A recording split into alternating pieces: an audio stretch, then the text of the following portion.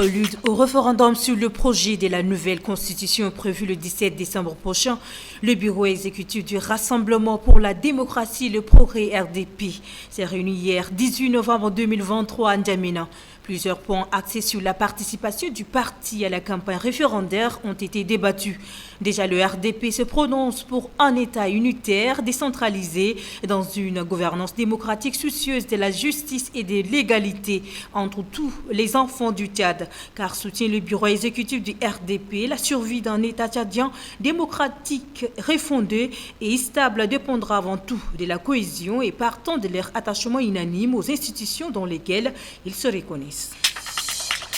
Le programme d'appui aux districts sanitaires au Tchad sensibilise les responsables administratifs traditionnels, religieux et de la société civile dans la province du Bata sur la réduction de la mortalité maternelle et néonatale. Selon le conseiller technique du PRAX, Dr Ndafogo Daniel, cette réunion vise à interpeller les responsables locaux sur la question de la minimisation de la mortalité maternelle, néonatale et infantile dans la province du Bata.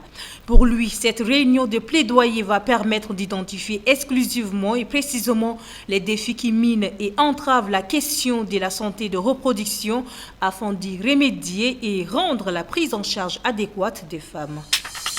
Au Sénégal, le parti, le PASTEF, a annoncé dimanche 19 novembre au soir son plan B pour l'élection présidentielle de février 2024, après l'échec de son leader Ousmane Sonko, qui n'a pas réussi à être de nouveau inscrit sur les listes électorales. Le parti de l'opposition a désigné Bassirou Diomaye Faye, secrétaire général et bras droit d'Ousmane Sonko, comme son candidat.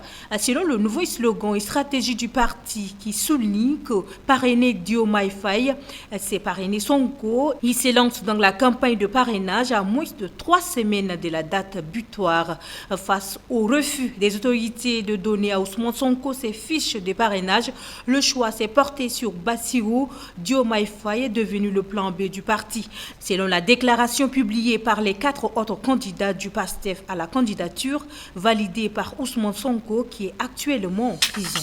Après leur échec face aux Aigles du Mali, vendredi dernier 3-1, les Sao du Tchad s'apprêtent à affronter le Madagascar dans le cadre de la deuxième journée des éliminatoires de la Coupe du Monde 2026 prévue pour ce soir. Un match qui se jouera au Maroc. Au premier match, les Malgaches se sont imposés 1-0. Fin de séjour pour le Premier ministre Saleh Kebzabo et sa délégation à Léré dans le Mayokebi Ouest, il regagne N'Djamena ce lundi 20 novembre 2023. Ce déplacement a permis au Premier ministre Saleh Kebzabo de mesurer de plus près les attentes des populations de la localité en vue d'y apporter des réponses précises et efficaces. À tous les mots qui minent la quiétude et le développement de la province ont été passés au pain fin et des mesures seront prises pour les éradiquer.